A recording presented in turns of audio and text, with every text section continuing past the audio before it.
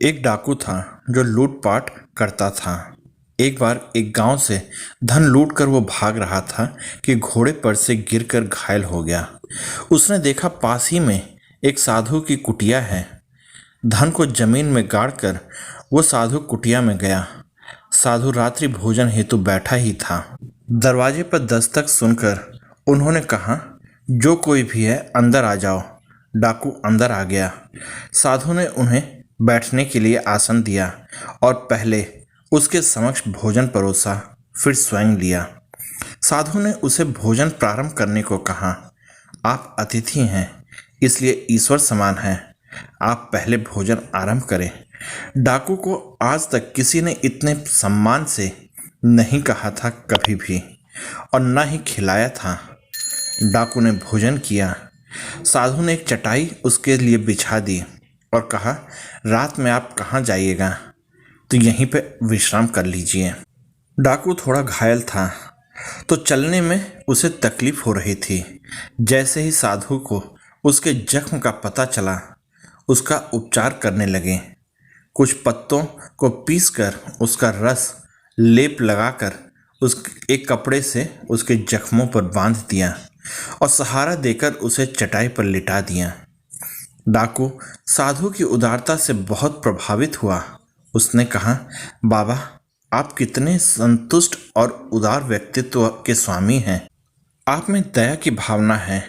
क्या आपको कभी धन की लालसा नहीं होती?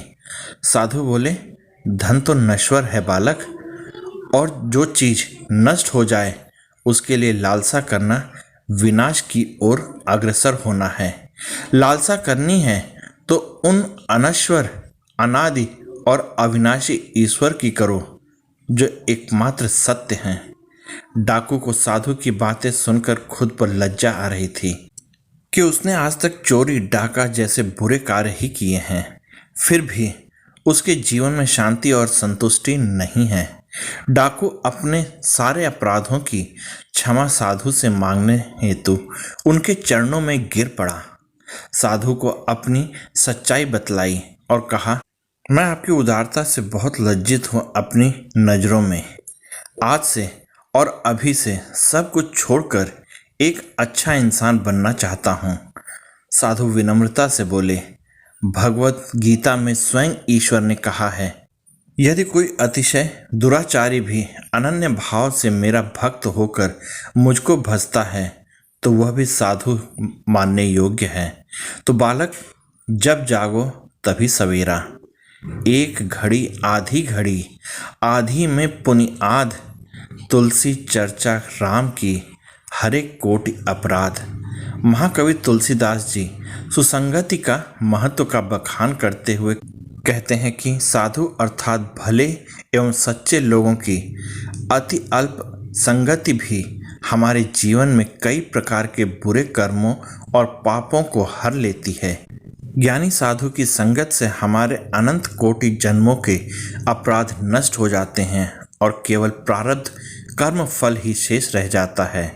जैसे एक अच्छी उपजाऊ मिट्टी में भी एक कुशल फसल होती है, ठीक वैसे ही साधु संत का संग पाकर मनुष्य की सद्वृत्तियां लहलहा उठती हैं।